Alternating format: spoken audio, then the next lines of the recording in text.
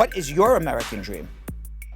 American dream is become an entrepreneur here in US and bringing again some genuinity and authenticity of the Italian culture here in US. My American dream is to serve the public. I'm running for judge and then want to continue serving on the bench and perhaps one day become a United States Senator.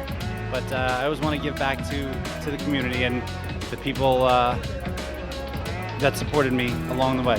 My parents, and I want to make them proud. My American dream is to make sure that our Constitution is not compromised by, the political people that are in power now, and it bothers me very much so because I am not a lawyer, but I love the law. My American dream is just live comfortably, really. Not be too rich, not be too poor. Just wake up every morning and enjoy life. That's really it. Everyone has a right to the American dream.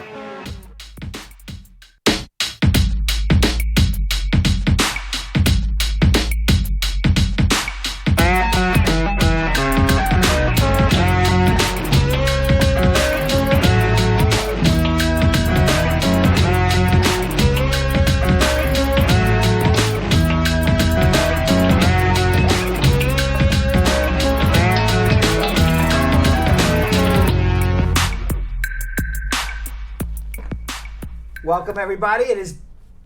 What's going on here? December 4th? All of a sudden, I was saying hello, and I start shrinking. Yeah, that was... I start shrinking. I thought you were floating. And as I'm shrinking, my voice is getting higher octane. I don't know why that would be. Hello, hey. Vanessa and Yonathan, Yo-Yo, Elias. What's up? Welcome, everybody, to Brad Show Live on December 4th. Yeah. It is a special December 4th because today is Hump Day. Hump Day. Yes, it is. It will be one of our last Hump Days of the year. I think we have one or two more of the decade. Of the decade. Not only of the year, but it will be one of the last few Hump Days of the decade. Let's make them legendary. That's right. We may have to go back. Legendary Hump Day, right? Legendary. We may have to go back next week on Wednesday. Jilly, put this on your notes, Jilly. Next week for Hump Day, we may have to go back and do the best Hump Day stories of the decade. Ooh. Right.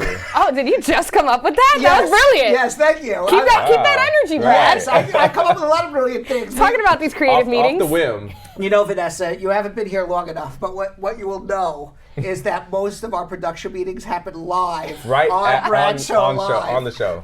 Literally, every single time. Blown. Yes. Now, Julian, the TriCaster guy who's been on hiatus, he's going to be back next week. A lot of times, you'll see when I have the production meeting, okay, he either agrees or disagrees by shaking the cameras a lot. So everybody's part of this. Why don't you tell everybody what they need to do to share? By the way, did you say hi to everybody yet? No, I did not. I didn't say what's up to the Brad Squad. I'm switching it up a little bit. Oh, is that what we doing? No, I completely forgot. You know what? You know how they get. I'm going to tell you something. I'm going to tell you something right now. My mind is going. Okay, you know how they get. My mind is going very fast. You better call it immigration questions because who knows? May remember immigration in another few minutes. Brad's right? getting the show on the road. He's ready for Hump Day news. I forgot to say hello. I was all excited to get to Hump Day. I swear, I'm serious. I'm like, I don't even know what the Hump Day news is. I get excited to read it. Listen, we finally have a girl on staff. Now, that's look. right. Yeah. And by the way, Yonathan, Vanessa said to me off air, she goes, I'm glad I'm here on Hump Day because, I watched Hump Day with you and Yo-Yo. And she goes, that's exactly what she said. She goes, and I go, yeah, and what'd you think? She goes, awkward. Yeah. I need to be right where I am on Wednesday. Right in between us. Yeah, that's right. Awkward. Separate. Right. Let's say hello to Tiger. Hey. I guess that's, is that somebody different than Carol the Tiger Anderson? I think so. Ma Dukes, Mia Montauk, Sandra Salinas is watching. She says it's her favorite time of the day. Awesome. Sandra. Ditte Miller watching. Dion Watson squad up. Ma Dukes squad up. Latoya, his Forever Peterson saying squad up. And who else we got? Cordella Douglas squad up. Marilyn Thompson says happy Thursday to everybody. Yeah. Unfortunately, It's Wednesday. He's ahead of the week. Yes, Marilyn apparently She might be in Australia. is back to the future right now. Maybe she's in Australia. You never know. She's with Doc in the DeLorean somewhere. Let us know what happens tomorrow now. Who else we have? Maureen McFarland, how are you? Annadelle McNaught says, good evening. Christy Consali, hello, everybody.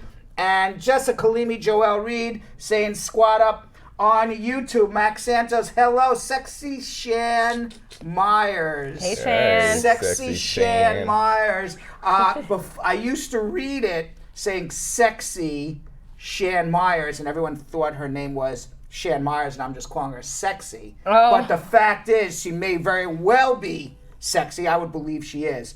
But She believes she is. I don't know, because she doesn't even have a picture on her YouTube, you know, so we don't know. So we're leaving it up to the imagination. But I'm leaving it to my imagination. And I would say anybody with the name Shan Myers has got to be pretty sexy. Yeah. So she puts it right in front. Sexy Shan Myers saying, hi, Brad. Amro Jabril. Cordella Douglas is double fisting. DJ Killer Buzz Oh, yeah. is in the house. And also DJ is in the house. Hey. They are competing DJs, just regular DJ. Should have a DJ mix-off. Yeah, we're gonna have what is it when you have a when the groups come and they It's usually Like a a battle. dance-off, like a Yeah, battle. battle, right? Yeah, Like a battle. yeah. yeah, we're gonna have a battle. A between- mix-off. Is it a mix-off or a Yeah, battle? they should mix off. They can like do with it, the right? DJs. Yeah. I'm telling you, I want to have a DJ or a band here. You know, every good talk show Right. has like a band, I think right? that would be pretty awesome. What talk show doesn't have a band? We're growing as a brand. So come 2020, the Brad Show Live 2.0. Right, we need We're a gonna have a band. band? We need a band. Wow. What do you guys think? I think What we need are a band. what are That's some of it. the genres that we should have? What kind of band should this I think we definitely need to have like a bigger studio if we're gonna have a band. have a band. We're gonna have a band. And we're gonna a have stage. a parade, Right. a stage, and a studio audience. sounds like a lot of investments? Yes, because I'm thinking, you know, most people just start off the show. I was thinking about this because I'm like, what can we do on Bradshaw Live to bring it to the next level? Right. I Definitely a studio I audience. said a with studio it. audience. A small one. Yes, a studio audience. And most shows, they just start where the host walks on stage.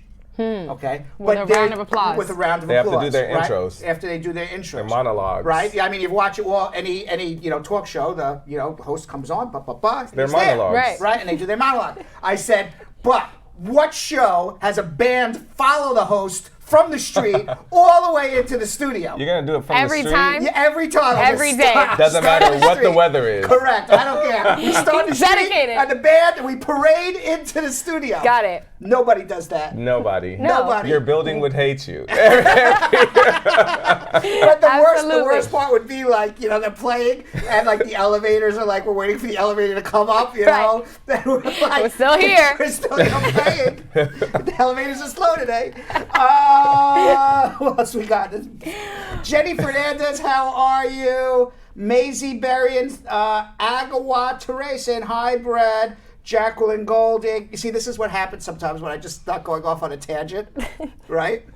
Did you lose track? I We lose got to track. say hi to Gotta everybody. go back. Kenny Ohio with an immigration question he submitted concurrently as I-130 and I-45, and he has a question regarding that, and we'll get to you in a Have you little bit. shouted Tally Tally? I did not shout out Tally Tally yet. Tally Tally says hello to the beautiful Vanessa. Is that why you were saying? Is that why? Is that why No, you were she's just been on. Oh, okay. She's all right. squatting up everywhere. I just want to make sure my girl gets a I hello. don't know, because she says hello to the beautiful Vanessa Queen, heart face, thumbs up, Damn. okay, 100%. All of I that. mean, But we don't need to say I'm hello the new to girl her. on the block, so the squad's just warming up.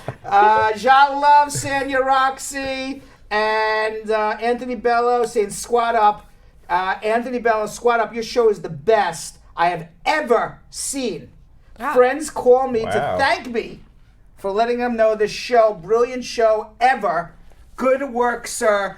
I took your comment of the day, but I read it because I'm like, That's pretty awesome. it's pretty Right. awesome comments. Brad wanted to make sure we didn't leave that one out. Right, like right. if there was any Just in comment of the case. day. Yeah. Okay, part of the production meetings, we are going to have comments of the day. We're also now going to start with pre-comments of the day. Right. We're going to do comments right at the beginning. prelude. Prelude to the comments of the Yes. day. Why don't you tell everybody how to share while I stretch and get ready Yeah. for schmoozing. Oh, Maestro, yeah. please. Woo. Maestro, music. There we go. So first off, what we're gonna do for Facebook and on YouTube, we're gonna go and see the link that we're gonna post in the comment section. So that link is gonna direct you straight to the Brad Show Live Facebook fan page. What's up? PSA, Carol Anderson the Tiger, who has been watching since we were on the radio with her ears. She can't watch on. All right, one of our biggest fans says she has not gotten her question answered. She would like to have it answered today. Will you please make sure that Carol Anderson the Tiger's question gets answered? For sure. Yeah. All right, I take care of the squad that watches every day. Thanks for shouting that out. Did she put her I don't question? know what her question is. She just says, I hope my question gets answered this evening, Brad. I see she's been complaining. Send it that to me in my She's been complaining inbox. she did not get her question answered. Carol Anderson the Tiger. Send it to me in my inbox on Facebook. All right, so first off, Facebook and YouTube. You guys have to join the Facebook fan page just so you guys can get a guaranteed answer. You don't want to be like everybody else that, like we just heard, that didn't get their answers actually, or their questions answered. So all you have to do is copy or press the, not copy the link. You have to click the link and then press join, and then you will get access to making sure that you have. I'm like all messed up today. Today is like not today. Make sure you follow our Facebook group and Right. then you direct message us so that we take the first 5 questions from our Yes. group. Yes. Got it. This is what I'm There here you for. go. I got your back. There you go. The first 5 questions in our Facebook group will be the first ones to get answered. And on YouTube, guys, stop what you're doing and make sure that you subscribe. Yeah. When you subscribe, you get the notification when we're on every day, hopefully at 5:30, team. But if Get we're it not, closer. you'll know when we go on live. And make sure that you tune in and share. Share with your friends. You can share this post and let them know that you're watching the Brad Squad and hoping for your immigrations to get a great answer. Absolutely, and on Facebook, you guys definitely have to share as well. You already know how to share, it's really easy. All you have to do is click that share button, it's a little arrow. You're gonna love, smiley face, wild face, and all that too. But let's talk about sharing, okay? So make sure you hit that little arrow. It's pointing to the right, and then share it to anybody's page, share it to groups. Any group that has these little graphics that be coming up out of nowhere, I'm just like, We're on it. Yeah, we're gonna get it together, guys. All right, so just share it to any group, share it to inboxes, so you can share it in an inbox. You can what is going on? Can we do that again? Right, I was Oh, just gonna say. that was messing me Can up we today. switch up the seating arrangement? Can we do that again? That was Mini Me. You know, like That was Mini Me from awesome. Austin Powers. Yes. That was Mini Me. We're gonna hold the world hostage for $1 million. Goodness gracious. All right, so so make sure you guys do that. You share to anybody and everybody that you think might benefit from this show. Also, we want you guys to like, love, smiley face, sad face, wild face. We're gonna schmooze real soon. We're gonna answer a lot of questions, and I know you guys have a lot of emotions on what we talk about and what happens on the show. So make sure you also show that with putting your comments in the comment section. Yeah. I What's have up? a PSA from Melissa M. Edwards. Yo, hear it. you're a handsome young man. Oh wow! All right, Thank you are a handsome young man. I didn't want you to feel left out that Vanessa's beautiful you. and nobody's complimenting Yo-Yo. Thanks. We're equal opportunity Right, here. I see. Equal Boost opportunity. my confidence. That's right. Thank Let's you, guys. continue. All right, right. team. So let's get to Brad and the schmoozing. Yeah, schmoozing with Brad. All right, schmoozing with Brad. A coffee cup in the shape of a clock that's starting to steam up. Steam up. There's gonna be some hot schmoozing. Schmoozing. There we are. There we Schmoozing with Was Brad. the clock burning, Brad? Like what did you think Why before is there a bell? You see, this is what throws me off. Coffee's ready. The I am time not is up. I am not sure which lunatic actually designed that Well, from Brad Show usually Live. like when you schmooze, it's like, the morning coffee, you get your morning. Yeah, but you don't have a bell on a coffee cup. Well, morning is like the where's that coffee. design To came wake from? you Like up. to wake you up. Oh, I understand that. You know, you're schmoozing, you're having a cup of coffee, you're talking. We're you know, really you're breaking this schmoozing, down, you're having a huh? little cookie. We're really breaking it but down. why is there alarm on the coffee cup? I wish I knew I didn't make that graphic. I don't know. It's kind of throws me I off. mean, a I little got bit. it. You For 2 got it. years- I got it. For 2 years, I didn't even realize it was coffee. I just thought it was a cup. Well, you know now, Brad. All right, so impeachment is back in the news. The Judiciary Committee has started impeachment hearings. They are the ones who are going to decide whether or not the House of Representatives will vote on impeachment. The way it works was the Intelligence Committee was the fact-finding committee. The Judiciary Committee is now going to vote whether or not they should bring articles of impeachment against the President of the United States for the full House to vote on. This is where we are at right now. Impeachment in like a criminal case is more like an indictment by a grand jury.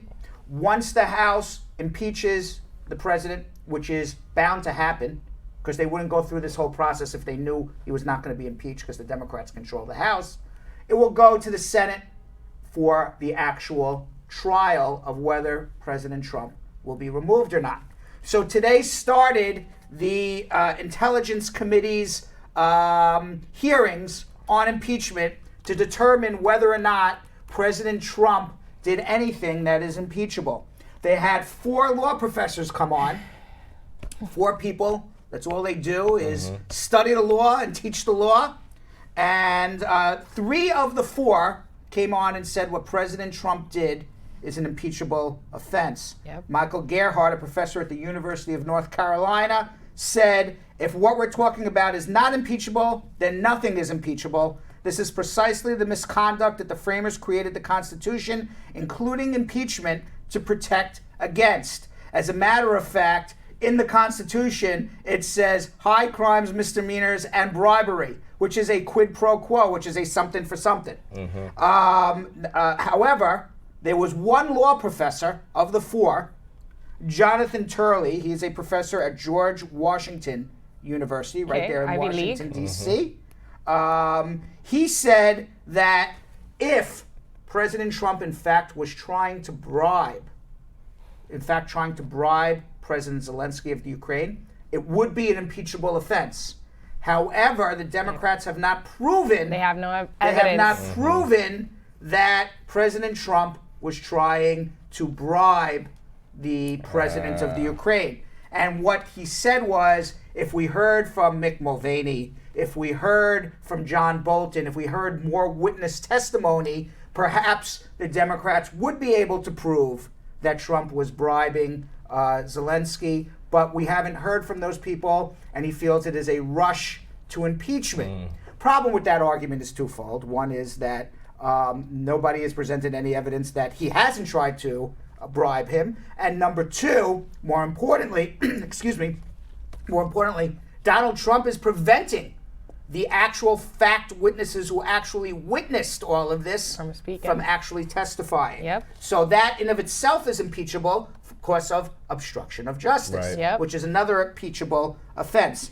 Now, one of the other law professors, Pamela Karlan, who was from Stanford University, very well-known university out in California, where Yonathan is from, Yeah.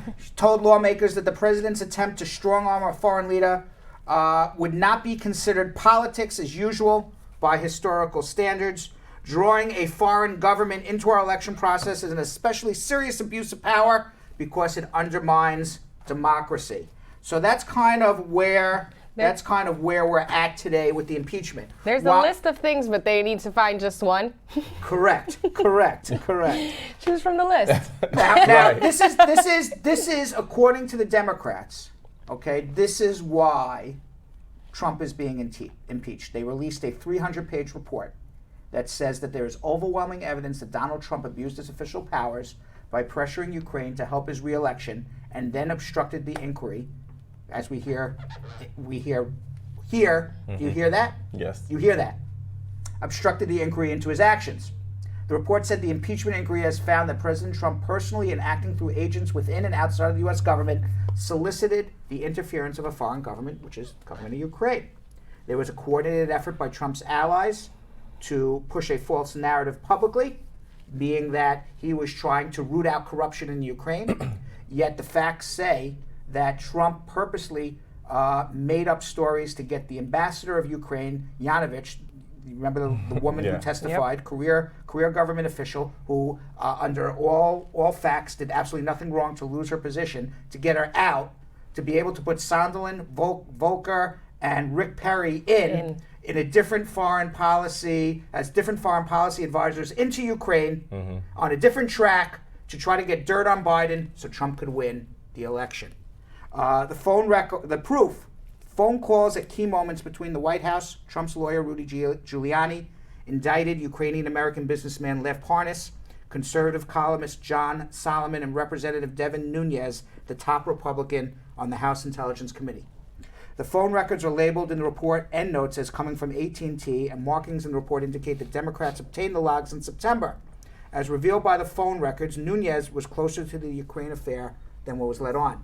He was actually defending Trump, but he's also a co-conspirator, which is how sick this is going on right now. Goes hand in hand. Yeah, so the breadth of Trump's alleged obstruction is beyond reproach. The Democrats outline what they see as efforts from the Trump administration to obstruct the impeachment inquiry through blocking witnesses from testifying, refusing to hand over documents, intimidating witnesses. The report also accused Trump of engaging in a brazen effort to publicly attack and intimidate witnesses, raising grave concerns about potential violations of the federal obstruction statute. In many ways, the report was an homage to Miranda rights, in which a suspect is warned by law enforcement, anything you say can and will be used against you. And everything that Trump said, everything that Giuliani said in public, has and will be used against him. Yep. So that's what is going on with the impeachment. Yeah. In the meantime, Rudy Giuliani, he's out in Ukraine. He is under intense scrutiny right now. I bet my brother-in-law that he will be in jail in 2 years. I think my bet is pretty good at this moment. And he's the one who ultimately may very well be thrown under the bus. Ooh. He's going to be the Michael Cohen of this entire show. I'm here for it. Okay, so probably you want to know what the best way. If you ever said to yourself, I wonder how I can go to jail, take a job as Donald Trump's lawyer. Right. Okay, it seems like they're all going to jail, right? Look how much he's aged just like even working for this guy. I don't know. You know what? He looks like a shriveled up white tangerine, you know? Right? Yeah, like a white tangerine. This has not been his best tangerine. client. You know, like when a tangerine gets like moldy and white. That's what Giuliani's. Let's go back to his moldy white. Doesn't he look like a moldy white face? I'm not a big Giuliani. No, that's not him. That's not Giuliani. That is not Giuliani. I don't even know who that guy is. Right. That looked like a mushroom head. That was Victor Shokin, whoever. That's some guy from There he goes. Ukraine. Yeah, doesn't it? Oh. He looks like Giuliani. He got very old. Yeah. I mean, not that I'm a young chicken. I shouldn't be. Right. I shouldn't be least commenting you on have somebody's color. age, but at least yes. But I mean, I guess your clients are keeping your blood still boiling. that is right. But I don't look moldy yet like that, right? No, you're still good, Uncle Brad. Promise. So thank you very much. So Giuliani, he's in Ukraine right now, trying to put together a documentary to show how the Bidens basically were crooks. And so basically, it's another false narrative. They're going to put out a movie to kind of bend the truth and the facts to make Giuliani look like, you know what? Maybe I was onto something. Right. Right. In the best moment of the day, because Donald Trump is trying to be presidential, he went to the NATO summit out in Europe. And a video posted online yesterday by the Canadian Broadcasting Corporation showed Prime Minister Justin Trudeau of Canada venting to other world leaders in a NATO anniversary celebration about Trump's behavior during the first 2 days of the NATO meeting. Trump was speaking to reporters for a total of 40 minutes, going on and on and on, saying absolutely nothing. Right. And everybody's like, all right, enough. We know you have an ego. All of this could have been said in 5 minutes. So in the video, Trudeau says, he was late because he takes a 40-minute press conference at the top, in apparent reference to Trump, who he did not mention by name. a small group that included President Emmanuel Macron of France, Prime Minister Boris Johnson of Britain, Prime Minister Mark Rutte of the Netherlands, and Princess Anne. They all started to laugh. At another point, Trudeau says, "You just watch his team's jaws drop to the floor." President Macron is also seen participating animatedly in the conversation, but his comments cannot be heard. And Boris Johnson is laughing and smiling. Let's watch. I can.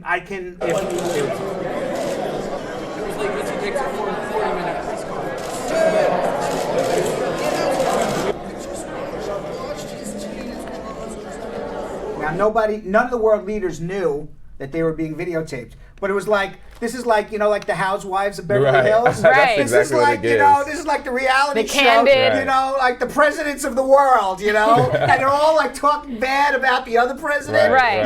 And The real Congress House of... Exactly, the real presidents of the world. Right. Let's go watch Trump's reaction to being basically made fun of by every other world leader. Let's watch. Did you have a video of Prime Minister Trudeau talking about you last night? Well, he's two-faced. With Trudeau, I find him to be a very nice guy. But, the truth is that I called him out on the fact that he's not paying 2%. Yeah. So Trudeau wasn't the only hot mic incident of the day. However, Trump was recorded later that afternoon having a private discussion about Trudeau, saying, "That was funny when I said that guy was two-faced, wasn't it?" Oh. Yeah. He's always retracting Yes. his everything he says. And then finally, before we get to our hump day, do you know who Spotify has revealed as the artist of the decade? Cardi B. No. Oh, no. Who did Spotify The decade. Would claim it be is the... Taylor Swift? Okay, is that what you're going? Give me a final answer. This is Who Wants to Be a Millionaire. I'll say Taylor Swift. You say Taylor Swift. Well, I believe Beyonce. Okay, so tell me. All right. I'll give you two answers. I'm going to give you two answers. Okay. Tell me who you think it should be, and tell me who you think Spotify said it is. Of the decade, I think it should be Beyonce. Are we not tired of putting Beyonce on a pedestal yet? I'm not a Beyonce stan, but I'm just saying she has the support team. Is that your final answer? She's the closest to, yeah. Your final answer, Yo-Yo's final answer, it should be Beyonce, but it's Taylor Swift. And right, Vanessa. and for me, I just... It's not that I want Beyonce to be Who? It has to be a pop star. I don't know. There's way too many. I actually don't have an answer to this. No, because it's just, I don't want to say, Cardi B can't be of the decade. She just pulled up not.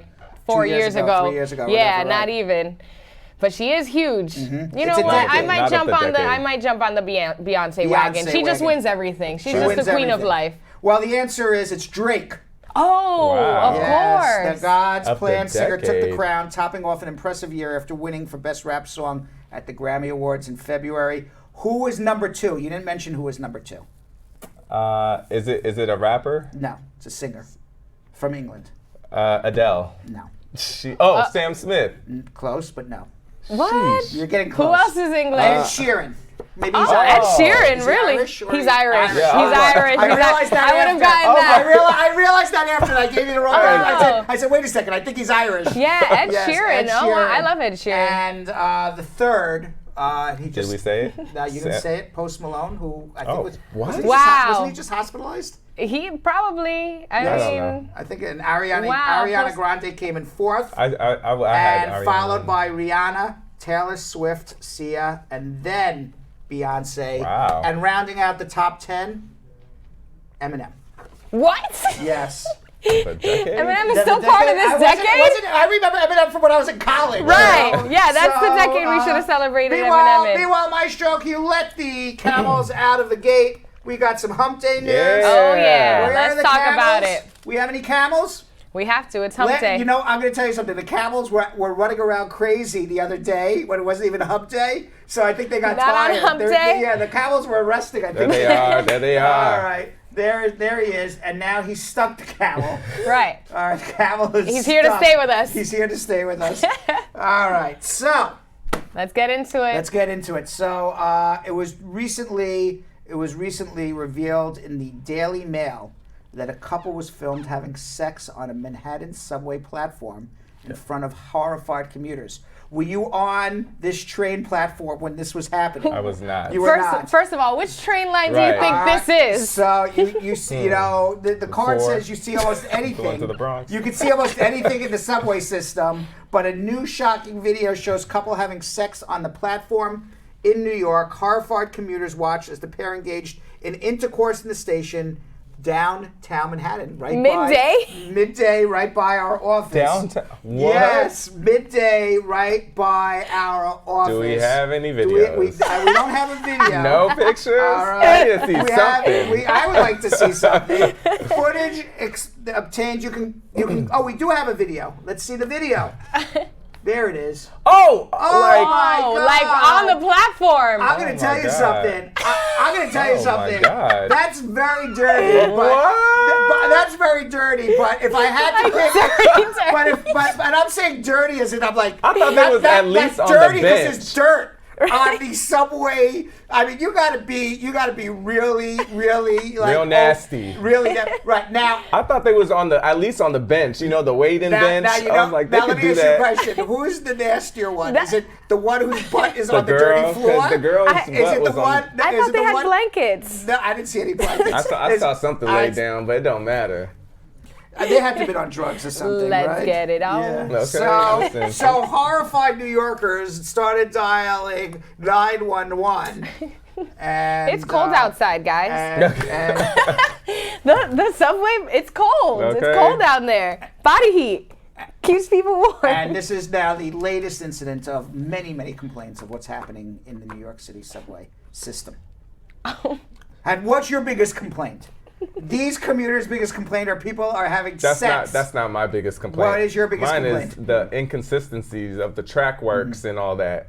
Shit, Or I the don't care- rats. I don't care about any of that. Let them have sex. Let the rats eat the damn trash. But the trains need to Go on time. Now apparently, Damn it. also in New York City, and maybe if anybody knows this couple, they can give them this information as well. They didn't get arrested? They are now having in New York and in many cities around the country orgasm workshops. I can't. To reduce stress and increase self-esteem. Not everyone's getting orgasms equally, according to this card. Increase self-esteem. Yeah, apparently, I'm just reading The what workshop. For the man? I am reading what the card says, okay? I can see Okay. It paying says, for either. according to a study of over 52,000 American adults, straight men usually or always orgasm 95% of the time they have sex, but only 65% of women. The gap does not apply to couples either. Another study revealed that only 1 in 4 women masturbates. Why am I reading all of this? Masturbates regularly, which is half the rate of men. What do you think of all this? I think somebody should pull up to a workshop Yes. if they need things to be taken care of. Yeah, Right? so Have to. apparently you could look up the orgasm class workshops online. Okay. It's 2020, folks. All right. It's gonna be 2020. All right. So now, Yonathan, this may be of interest to you. I'm good. All right. Already, off top. You have no children, right? No. Yonathan, right? No. Okay. So to keep it that way, if you don't want to have children until you're ready to have one, okay, they have now a new male birth control, There it and it goes. is not a condom. You actually inject the birth control serum right into your penis. Ouch. Ouch. Yep. The product is sold in India. The trials are over. Phase 3 clinical trials, 303 candidates were recruited, 97% success rate. The birth control method, which lasts approximately 13 years, involves injecting a polymer into your penis, blocking sperm from leaving the testicles. So you make an injection, and it's basically There we go. We have the basically banana it's for a it's- visual. and basically no. there's the visual, and basically it's like a vasectomy for 13 years. Oh, wow. But irreversible. You can't reverse it back. So For if you're 13 years? Yeah, so if you're injecting it, you know for the next 13 years you ain't having any children. But just with one shot. That happens with one With shot, one or shot. is it? Oh, wow. one shot and you're done, as they say. Wow. That's good to know, gentlemen out there. yeah. I'm good. All right, so now Josh Brolin, the Academy Award nominated actor, He was in No Country for Old Men, Hail Caesar, Inherent Vice. I've never seen any of these movies. Okay. I'm not Me sure if either. I know who Josh Brolin looks like. Do you know who? I've heard of his name. If they I show think the he's like the picture. son of some guy. Oh. Wasn't there He like looks his familiar. father a Brolin too or something? So That's how it usually goes. Yeah. The father James is- Brolin, right. Right. So now he has sustained a medical problem. It's a severe burn. It's hashtag severe perineum burns because he tried out perineum sunning. You know what that is? Do you Like- know I what did a What little the- research. Yes, that is perineum sunning. what? Apparently, Yeah, it's- apparently you are trying to get a sunburn A nice little where the suntan. sun's not supposed to be shining. For Yonathan. what? Yes. Why do you need to have a sunburn there? Some people are them. obsessed. Why do you need to have a sunburn up your perineum? Some people are obsessed with tanning. They want to get it from head to toe. And all the Who's looking spaces up in there? between. I'm really confused. Jonathan, who's looking up at Josh Brolin's perineum? Well, Maybe he does nude yoga. So there are a lot of girls that do get their butthole bleached. Do you know It's that? the reverse of that. So a lot of guys like to get their cookies tossed as well. So maybe that's why. Hashtag truth, I guess, right? Right. All right, we have hashtag severe perineum burns. I'm going to give you hashtag truth. Or hashtag where the Yeah. sun shouldn't shine. Right. Now, he wrote on Instagram on October 21st, if you haven't heard about perineum sunning, thank you for allowing me to ruin your day. On October 21st, Instagram user Metaphysical Megan wrote that she had incorporated sunning my bum and Yanni into her daily rising routine in accordance with an ancient Taoist practice.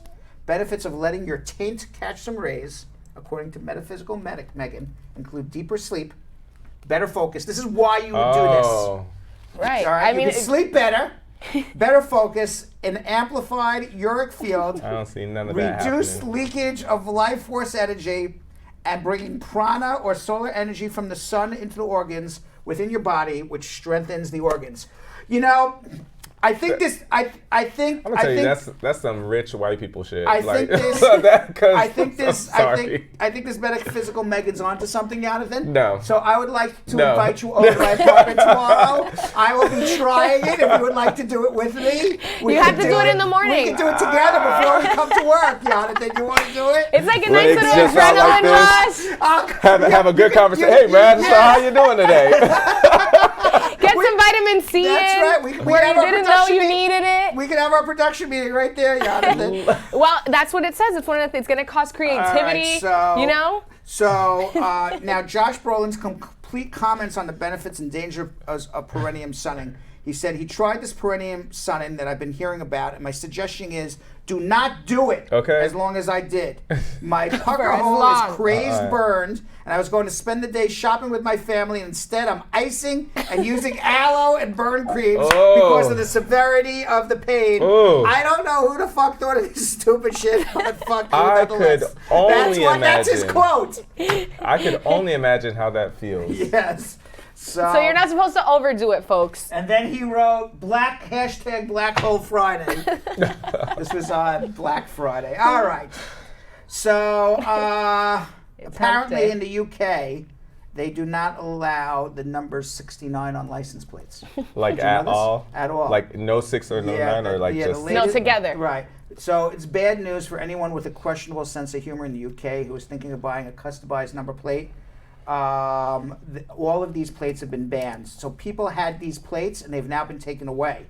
BL69, I'm sorry, BL69 job, taken away.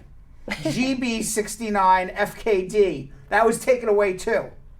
69U was also taken away from somebody's car. And what does GR mean? GR69 PER. I don't know I wouldn't any even know of what that those- means. No, I don't. I don't know. They've all been deemed inappropriate, and they have now been taken away from drivers. But who's really thinking about Nobody. that number combination as a thing Yes. on a vehicle? Yeah, so there's But no. to avoid there's- any there's irrational thoughts. There's no word job with the word B in front of it anymore. But I don't know what GR means. What does GR mean? GR. I don't think they mean anything. GR69? I don't know. Great 69? I don't know. I don't know. Kids today, Brad. Exactly. The kids today in their minds. All right. Finally, did you see Jason Derulo's Instagram post? I did. All right. Stepped into the shade he's room. got a problem, but it's a problem most men would want. Okay. His penis is too big to post an underwear shot On Instagram. on Instagram. Yeah. Did you see this? I did. Yeah. He just had his recent Instagram shot flaunting his This was the manhood picture? taken down for violating the platform's community guidelines on nudity, and a Facebook spokesperson tells TMZ Jason's post got the heave-ho because it featured aroused genitalia. Now, Jason says it's not aroused. That's basically his size. Now, there's also, do you think, there's Photoshop. apps, Photoshop. Do you think he Photoshopped that, or is that really the size of his penis? I thought it was just a crease. What do you think? I didn't know it was a whole thing. I don't think his PR team, it would be a good move if he did Facetune it. Now, Right. Jilly Bean says it's real, and Jason's not taking the removal too kindly. He says it's double standard because women flaunt their bodies all over Instagram. He points out he's covering his junk with underwear and says it's a clear example of discrimination because he can't help his size. Oh, God. We have a video. That's so Let's see. corny. Instagram took down my body pic. All these girls be on Instagram showing their ass all kind of crazy. Got underwear on, and they took my pic down. It's discrimination. Now, he may have a point. He does kind of have a point there. We did some snooping. We found a pic of the game showing off his endowment and some nut huggers, and it's yet to be removed after 1 year. So let's see what this pic is. What pic has not been removed? This guy's pic has not been removed. This one is still was. Jason's. No, we don't have it. That one was All right. removed. So anyway, the next time Jason feels in the mood to show off his jewels, he can only do it now on Twitter. I mean, It's sad because I wish I would be able to do that. right. The whole point of that story is for Brad to Right. share that Yes, that's exactly I what wish. he would want to do. Yeah, but unfortunately, I don't have Jason Derulo's genes Or his career. or his career or Right. his singing voice He or se- anything. he sells sex appeal. Man, he's got everything going for him. This guy, I right? just He's feel- good looking. He's well endowed. He's rich. Yeah, all right, well endowed. That's all that matters, right? Voice. I don't know. I think the image was a little too much. There has to be restrictions on social media. They're So like what are- oversharing. But what are the restrictions for women? Because they have No, phones women and- are not allowed to show That's their what I- nipples. Men. Men. This is the double standard for women. Women is true. on Instagram cannot show their breasts. So, for example, if Vanessa, we would never do this on Bradshaw Live, okay? But if Vanessa wanted to, we're on Facebook right now. If Vanessa wanted to go topless, Facebook would take us down. right. Right. Okay, because she's showing nipple. But if Yo-Yo were to go topless, you would be blowing You'd be up. fine. You would be blowing up. It would be This is baby true. boyed out. It would be baby boyed up. Yeah, Yes. So you know? there is the double standard for women to men. Yeah. Well, it's more so that you can't show. Well, you can show the breasts. You just have to can't show squiggle out the the areolas. nipple. Yes. Right. And the nipple. The world is not afraid of breasts. It's afraid of nipples. Nipples. Correct.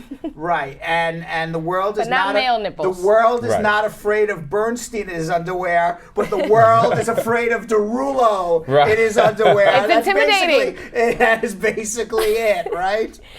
Cyberbullying for Jason. All right. Have you ever thought of that, Yonathan? what? You posing in your underwear on Instagram. I have. You have posed in your underwear. Yeah. And Instagram has not taken it down because you probably It's appropriate. unlike Jason Derulo, did not Photoshop. I think it's Something was Photoshopped. taken down from my. Yeah. Oh, have Yes. you? Breaking the rules here, baby boy? Maybe I like to live on the edge a little bit. What? Baby boy? Yeah. Maybe I like to live on the He's edge. gotten a notification from Instagram before. Really? Look, Interesting. badass on this show. Yeah. Now I looked at that Jason Derulo picture because by the way, Hump Day enjoy it. research. because I was doing Hump Day research, and I just to make it very clear, I am a heterosexual man, but I'm also a very jealous heterosexual man. I had to see what this guy had, was offering. What all the fuss was What about. all the fuss was about. I have to say, I said that thing don't look real. I think it's photoshopped. But what do I know? Jill says, Chili bean. Julie Bean, and who am I to argue with her? Right. She said to me, "This is absolutely real." The production team says it's real, then it's real. Right. I was the only one who said it was fake. I said somewhere he went on his photo thing and he went like this. I think it's real. Like when on those apps you go like that and you. Right. Facetune. Facetune. Right. Used it before. Slimmer waist, bigger hips. Right. Larger. Well, it's Facetune 3.0. They now do larger penises. Right. You can bigger Facetune smiles. anything, Brad. That's right. Don't believe social media, Brad Squad. It is not. What do you think, Yonathan? I'll give you the final word. You seem to know. Why do we have to make this uncomfortable for Yo-Yo? I don't know why Yo-Yo I'm giving the final word on this, but I'm giving the final word to Yo-Yo. No pressure. Real or fake? I think it's real. You think it's real? Yeah. Yeah, I think so Yeah. too. Yeah, you don't people like that, he's already kind of corny. Right. You know what I mean? So people like that, you're not gonna put something out there to make yourself, a topic of discussion for a bad reason. He only wants it to be a good reason, and there are so many people out there that will find out for a fact if it's real or fake. So I think it's real. All right, I'm gonna go with Jessica Leamy. She's saying Yo-Yo wants to change the subject. Absolutely. Thank you. So why don't you tell everybody what they need to do while I get ready to answer some immigration questions? Yeah, all right, we are about to start answering questions, so you already know what time it is. It is watch party time. Oh, I'm pouring. Yeah, so what you're gonna do is click share. 2 options down, it'll say host a watch party. You'll see how many friends you have online. That means that this will literally send a notification to every single one of them right this moment. So click share. 2 options down, host a watch party, start. Host that watch party, and what are we going to do on YouTube? On YouTube, guys, we are going to make sure we subscribe, and we can also share our live stream on YouTube. So make sure that you press share post, and you can post it so that everyone that's on YouTube can see what you're watching. Make sure that you like, thumbs up, tons of thumbs up, and let's get this watch party going because we have some questions that are waiting for Brad, and he's ready to answer them, and who knows who needs it. We know that you guys tuned in, know all about it, but share it with your friends. Start your watch party and share on YouTube. All right, we're going to do something we like to call now. Let's get to You got a watch party. I'll answer your questions. Right. No, we're going to do something we call, if you've got a question, I'm going to try to give you my best answer in the entire world that comes out of this brain. It's something that we like to call, if you've got a question on Bradshaw Live, we will definitely be answering it in another segment that we finally love to call. Get answers to your immigration questions. Great job, squad. Thank you. All right, let's go to Francis in Cleveland. Francis. Hello? Francis, Yeah. how are you? I'm fine. What can I do to help you? Who is this? My Okay. name is Brad. What do you mean, who is this? Oh, sorry. I have a question. Francis goes, I'm like, who is this? I don't know. Who is this? Hold on 1 second, Francis. We're going to get you on with Brad right now. Hold on. Who is this? Francis, we're going to get you on with Francis now. Okay? Let's try again. Stay tuned, Francis. Francis, you're live with Brad. How are you? I'm only joking with Francis. Francis. She left us. She made me laugh. Who is this? Francis. Francis. All right, I'm only kidding, Francis. We were only joking around. Francis. Please come back, Francis. I don't hear the line. Let's just go to the next one until Francis. Oh, come on, Francis. All right, someone get Francis back on the phone, Scared her, Brad. I did scare her. She didn't know who she was calling. She was disoriented. She was on hold for so long. She lost track. She was on hold for like 45 minutes. Call back, Francis. So I get on. Think about it. I think she was probably starstruck. She's on hold for 45 minutes. You said it, Yonathan. She's on hold for 45 minutes. She's thinking about Jason Derulo's, all discombobulated. Jason Derulo, what he's got under his pants, he's all discombobulated. And then all of a sudden she gets on, I get on, hello, you're on. She's like, who is this? It's Jason. Next caller. All right, let's go. All right. Let's all calm down now. Let's get Jason. Sarah and Charlotte. Sarah. Yes. Hi, Brad. How are you? Good. What's going on? Hello? Hello, Sarah. Yes, Brad. I have a question. Yes. I need your advice. Go ahead. I got here United States 2000. Right. And I applied political asylum. They denied me around 2003. Where you from? I'm from Ethiopia. Okay. Then I got married 2005. Okay. I've been married more than 14 years. My husband is a U.S. citizen, and I have 3 kids, 2 citizens, 1 green card holder. How did you come to America? Invitation visa. Okay. Now, when you filed for asylum, you were denied. You were put in removal. What happened in removal? After that, I didn't do nothing. I got married because my husband told me he's going to apply for me, but he didn't apply. Why? Around 14, 15 years. He doesn't want to do it. I've been in a relationship about 15 years. Now I apply VAWA. Okay. So you're married to a man for 15 years who says he's going to file for you, and he never... I just saw that same situation recently. Somebody came to my office with that same situation. Married 15 years. The guy promises, never does anything, was abusive. Different person than who's calling here. But wow, this is the second time I've heard this story this week. So what happened? Really? Yeah, so what happened? And then now I have a immigration lawyer. He applied for VAWA. Right. Then before that, I applied for divorce, and I kicked him from the house because he'd been doing so many bad things. Good. Now my problem is after I apply VAWA, I guess he reports for immigration. They send me some paper, say U.S. Department of Homeland Security.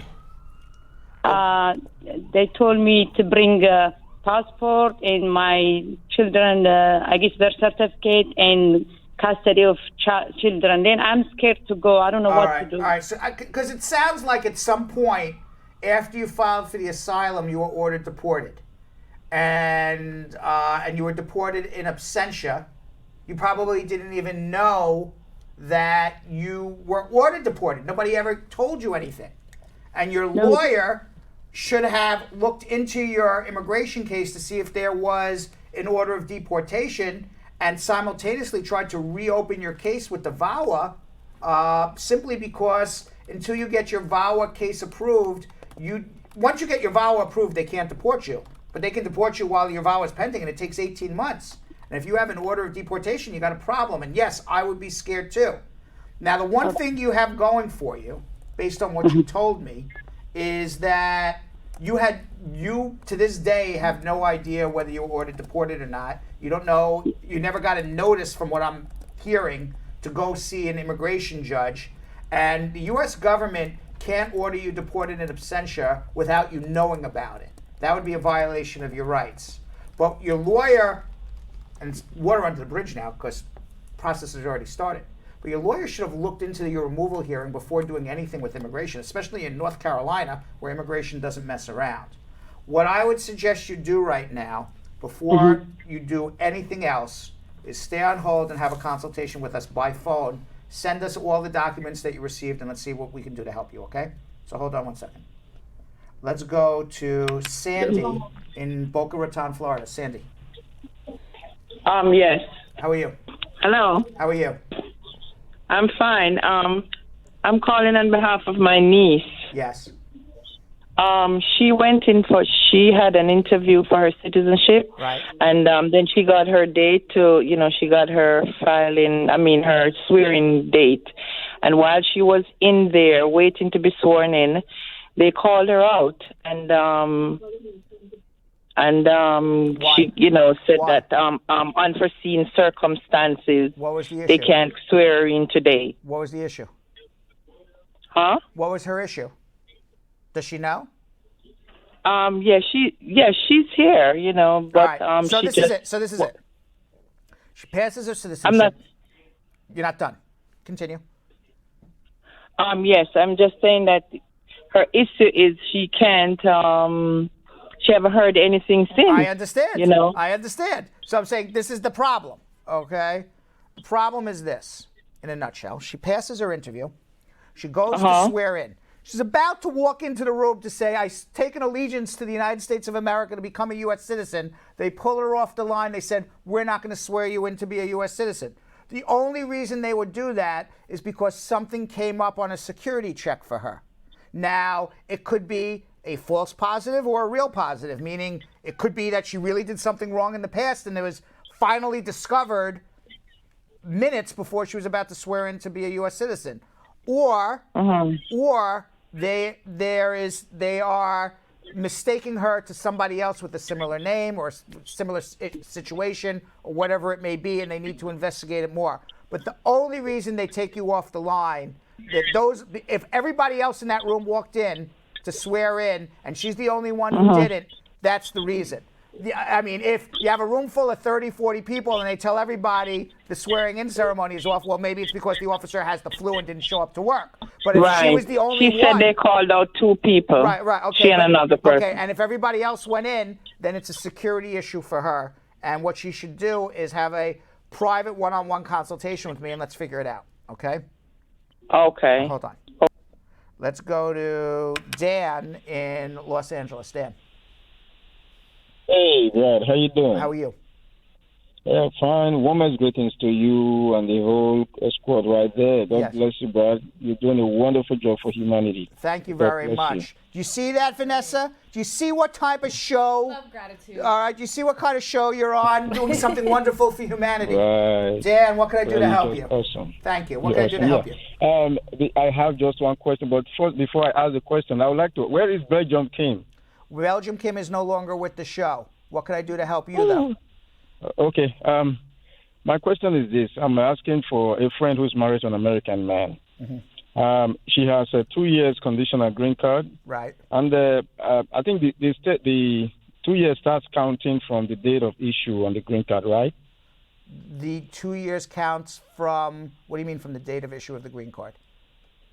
Like somebody has a date for 1st of January 2018, which means 90 days before the 2 years expiration, the person can file for permanent residency. Correct, right, okay.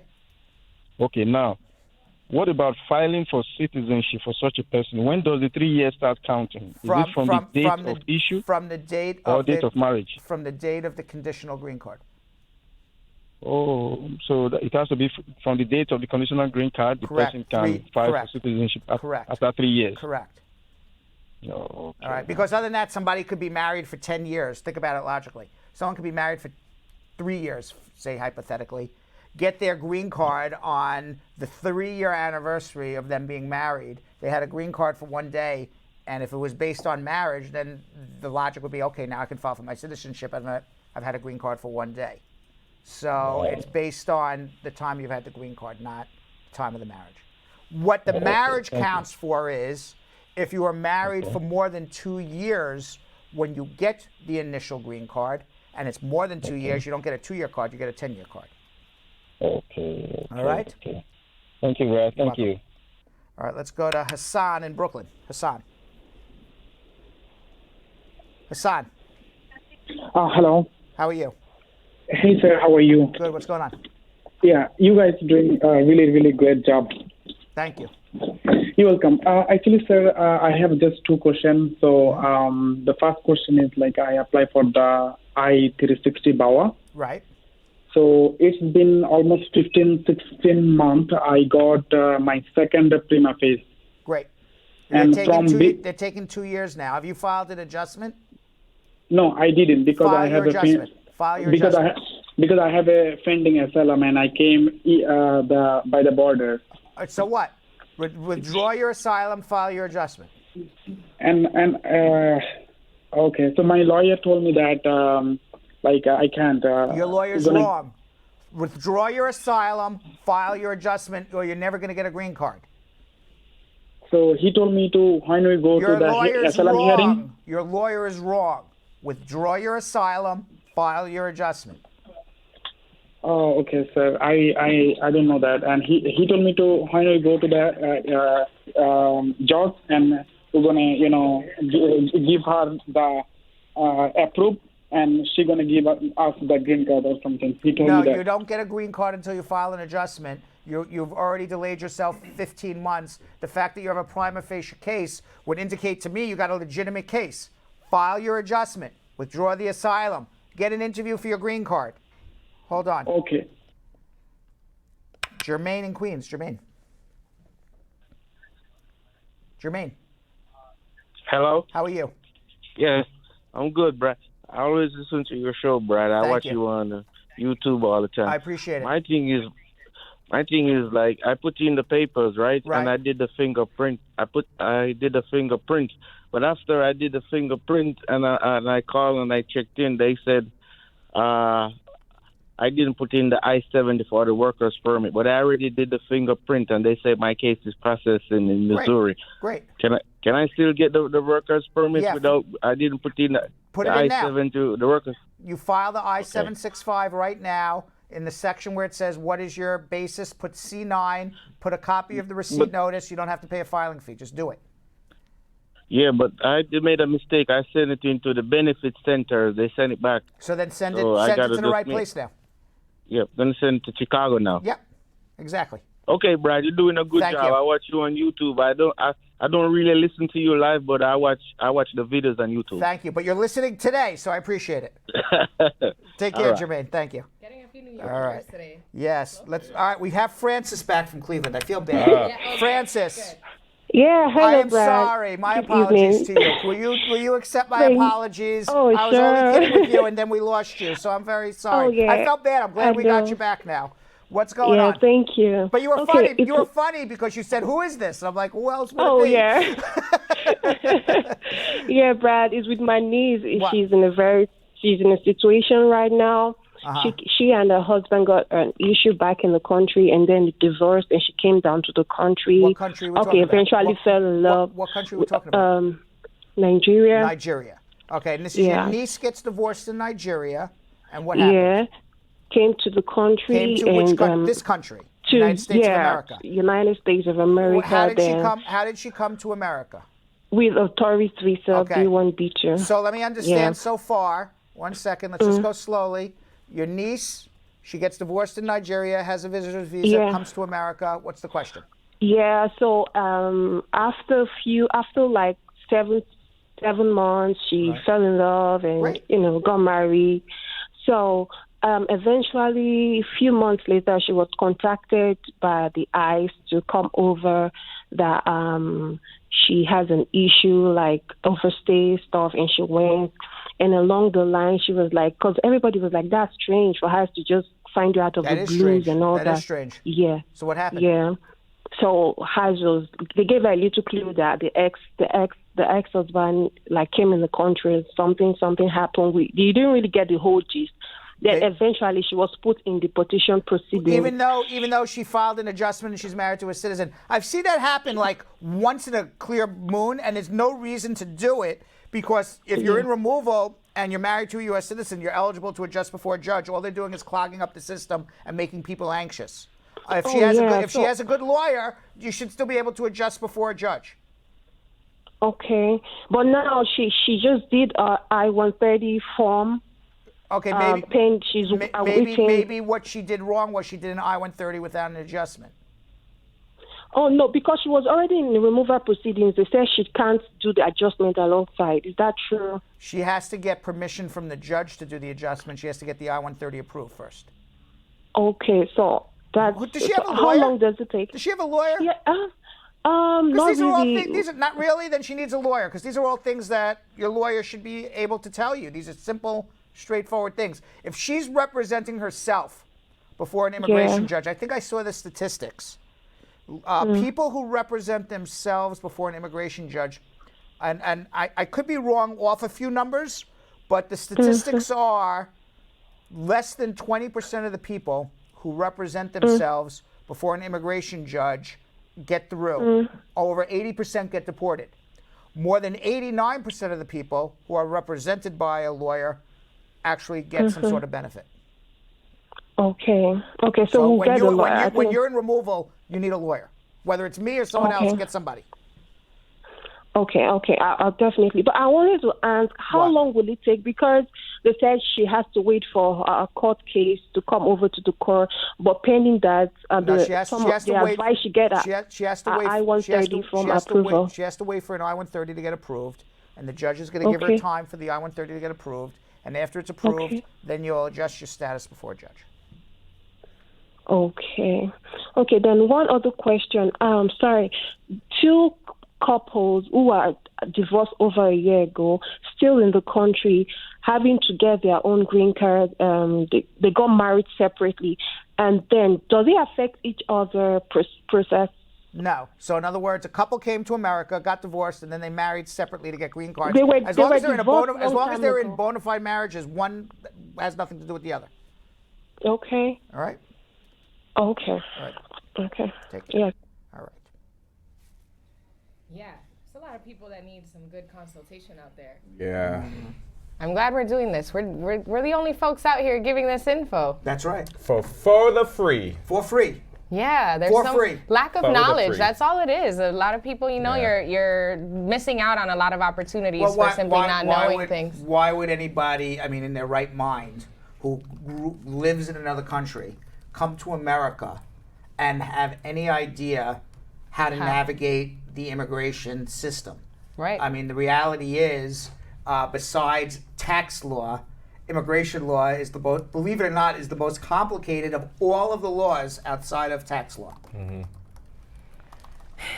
And I would have been a tax lawyer, I just don't know how to add. Math wasn't Brad's Math was not my forte. forte. There's a lot of things that are not my forte. Well, it's not. I'm glad you can admit it. Yeah, math's I'm not not a my numbers forte. Taking selfies in my underwear, not my forte. Working on it. I'm working on it. Keep practicing, Brad. I gotta get to the gym and I gotta get Facetune. All right, let's go to Mary in West Palm. Mary. Hello. How are you? Hey, Brad. I'm doing fine. So this is my situation. My husband filed for adjustment of status for me, but on the money order, he put USCIS and not Department of Homeland Security. Will they be sending back the application, or they will accept it? They usually accept it, but it should say Department of Homeland Security. I hope they accept it, but they don't have to, and they can return it. Let's hope they don't. And if they if they return it, you'll return the money orders, get new ones, and write Department of Homeland Security and just refile it. Okay. Thank you so much. Let's go. I've seen cases where you write USCIS and they take it. That would set back their process, though. A couple weeks or a month or two. All right, let's go. 1, 2, 3, 4. Oh. Excuse me. It's time. We're going to get to more immigration questions in a minute. But in today's Spar Bernstein Attorney Close-Up, immigration attorney Yonathan Aftalion tells us about questions he's often asked by his clients. Let's watch.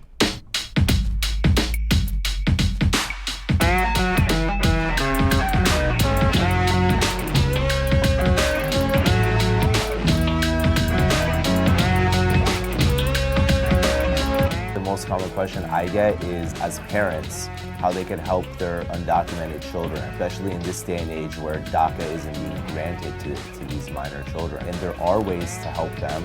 There's something called Special Immigrant Juvenile Status, whereby if you're under the age of 21 and reunification is not possible with at least one of your parents, there are ways to help you get green cards for your undocumented children. We've been getting that question a lot, and then we've been able to help a lot of people get their green cards as well.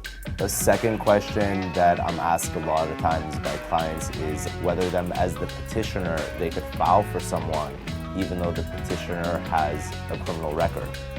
And a lot of times the answer to that is yes. When the government's looking to give a green card to a beneficiary of a petition, they look at the beneficiary's criminal record. So the petitioner's criminal record most of the time does not apply to the actual petition being filed. Something that we encourage our clients to do is to ask any questions that they may have. There's no such thing as a stupid question. You come in, it's on your mind, it's making you worry. And there are ways that we can resolve your concerns. So if you have questions, feel free to come in to ask us, and we'd love to meet you. Prior successful results do not guarantee a similar outcome in the future. All right, Yonathan and Vanessa, quickly tell everybody, let's do their watch parties. By the way, we have over 200 people watching on YouTube, and only 52 people actually want to give us a thumbs up. Can you do something about this? Team, we already know what to do. And if you don't know what to do, stop whatever you're doing right now. If you're watching any other shows, if you're listening into anything else, you should be on Facebook starting a watch party. Host your own party on a Wednesday night. Let people know it's Hump Day. We've had some great news to check in. Share our show. You want to know why? I'll tell you why. Because everyone says, you know what, we're doing a great job. It's a great show. We're giving out great information for free.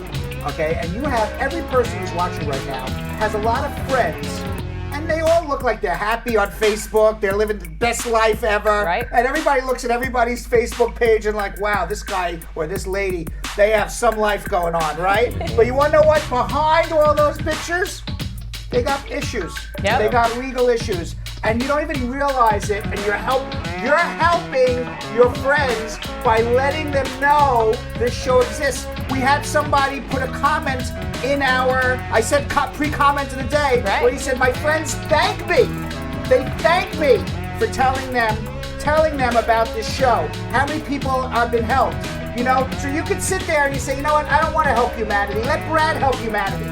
Or you could say, you know what, I do want to help everybody. I'm going to let everyone know about this show. Vanessa, Yonathan, Elias, tell them what to do. Yep, and that's how they're going to help the world, by sharing. Start your watch parties right now, because Brad has a few more questions. He's going to be taking a couple more calls and answering some more questions, and we need all of you guys to stay informed. So remember, on Facebook, you are going to press share and press start a watch party. Be the hostess with the mostest. Start a watch party and let everyone in on this info. What are we doing on YouTube, And Yo-Yo? on YouTube, we have gone up to 69.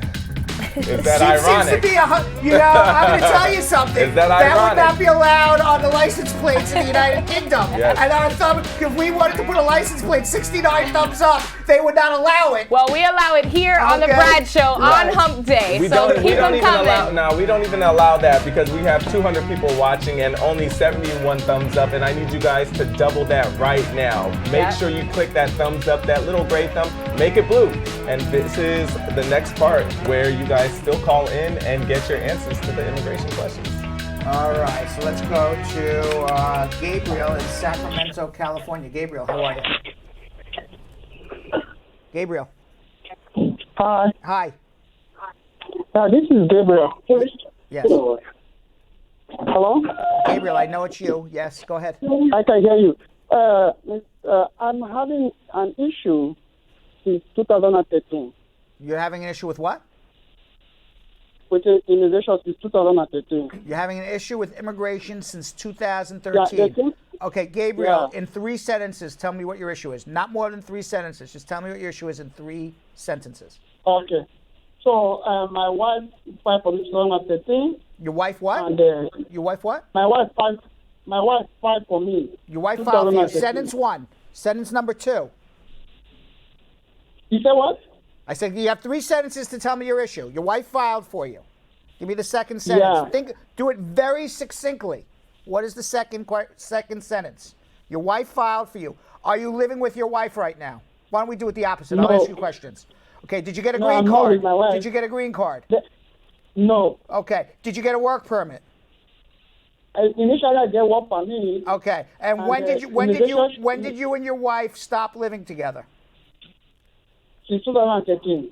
2013. So basically, you filed an adjustment application. Here's your second sentence. I filed an adjustment application, and my wife, and I didn't get my green card. Now, I assume your case was denied. Did you do anything after your case was denied? My case was denied. I know that. Answer my question. What did you do after your case was denied? We already got through that it's denied. So my wife later abused me. Your wife was abusing you? Me. Yeah, then I filed VAWA. Okay. About 3 weeks, 6 weeks ago, and I haven't received receipt notice. What is you got a receipt notice 6 weeks ago on a VAWA case? I haven't got it. You have not. You filed it 6 weeks ago. You have not. Okay. Do you know that they received your application? Yeah. Did you file an adjustment with it? Yes. You did. You paid a fee of $1,225? Yes. Okay. Did they cash your check? Check. The check for $1,225, was it cashed? Yes. Then if it was cashed, they have it. They haven't cashed it. It's still pending. They have not cashed it. Okay, so if they haven't cashed it, that means it's lost in the mail. Okay? You need help for two reasons. One is you're filing a VAWA case 6 years after, 6 years after your adjustment was denied based on a marriage. No, it's not like that, sir. What happened is that they approved I-130. One second. Your question, I don't need the whole history now. Your question is, I filed a VAWA, 6 weeks, I haven't heard anything. That's your issue today. And I'm saying... that is one of my issues. And my wife abused me since January. Okay. And I'm saying to you that if they have not cashed the check in 6 weeks, that application could be lost. You need help. Besides that fact, your wife filed for you 6 years ago, and there's going to be questions about what happened between 2013 and 2019, but that's something that you need to discuss in a private one-on-one consultation. But your question is, I filed a VAWA, 6 weeks I haven't heard anything, they haven't cashed my check, and I'm saying to you, if 6 weeks they haven't cashed your check, it could be a lost application. So hold on 1 second, okay? We got to cut through some grease here. Because other than that, I was going to hear 7 years of his life. Yeah. Right? Is that a common case where these files are lost in the mail, misplaced? No, but if check hasn't been cashed in 6 weeks, right, then it could be. Barbie in the Bronx. Barbie. Hello? Hi, Barbie. Hi, Brad. How are you? Good. What's going on? I have two questions. Yes. One, the first part, I'm married to a U.S. citizen. I filed my adjustment, I redid my biometrics and so forth. But the first question is, we're getting everything together. Who's we? And then not recently, I knew before that you can't open any bank account in America. I don't know. Each time I open an account together, they leave my name in there and take out his name. So what I'm trying to figure out is since I have the account, if I add him as a beneficiary, would that be okay for immigration? Okay, he is the person getting the green card, which would be your spouse? No, he filed for me. He's doing a petition for me as a U.S. citizen, but all right. Well, he first got of all, into some problems years ago, and he can't open any account in America. Why can't he open up any bank account in America? Each time he opens an account, they say he's under federal investigation. Okay, so I don't know why he's under federal investigation. I never heard of you can't open up a bank account. I never heard because of that. we have had this is our third bank account, and each time I had him to it, they take him out. Okay. It's only my name that's always remaining in there. You need to show that you have a financial relationship with him. Having a joint bank account would be a way to do it. If he's under federal investigation, then I would be concerned that I'm living with a man under federal investigation who can't even open up a bank account. That's true. You live in the Bronx. I think you need to come to Manhattan and talk to us about that. Hold on. Let's go to Leela in Indianapolis, Indiana. Leela. Hello. How are you? I'm good. How are you? Good. What's going on? I filed an I-465 for my husband, and it got denied. So we filed the I-601 waiver. Why was it denied? It was denied because they said he lied on his visa application. Okay. So misrepresentation. Right. And you filed the waiver. Where was the waiver filed? In Indianapolis? Yes. Okay. And that waiver is based on extreme and unusual hardship to yourself. When did you file that? We filed it back in November. Okay. And what is your question? And we got a receipt notice on November the 6th saying that they received it and all that. My question is that if I have to refile the I-465 or 485, do I have to file the I-130 along with it, because the I-130 was approved. No, but you got to wait on the 601 waiver to see what happens with that first. Well, the 601 waiver was denied. Ah, you just told me you got a receipt notice. So if it was... We got a receipt notice, but it was denied because they said they never received it. Okay. So I think you need to refile again immediately. You don't need to file the I-130 because it's already been approved. And I would suggest having a lawyer deal with it because generally when you have waivers for misrepresentation, those are things that professional lawyers will get, hopefully, give you the best opportunity to get approved. Okay. All right. So I would strongly urge you to have a good lawyer. Hold on one second. Let's go to Lalu in Chicago. Lalu. Hey, Brad. How are you? Good. I'm truly appreciate your service and help. You are a great man. I truly appreciate you guys. Thank you. I am married to an American citizen and I have a green card interview. Right. Now I made a mistake where in the form 485 where it asks you like, have you ever worked unauthorized? Right. I might have worked unauthorized, but that was my bad. You're married to a U.S. citizen? Yes. Okay, so the fact that you worked unauthorized is not a bar to getting a green card. When you go on your interview, before you sit down and they say, they give you, that you're under oath, blah, blah, blah, blah, blah, just say, I may need to change an answer. I realize that I may have mistakenly checked off no when it should be yes, and this is the situation, and just come clean with it. Because the only way you could be denied for working, this is in the situation where you're married to a U.S. citizen filing an adjustment.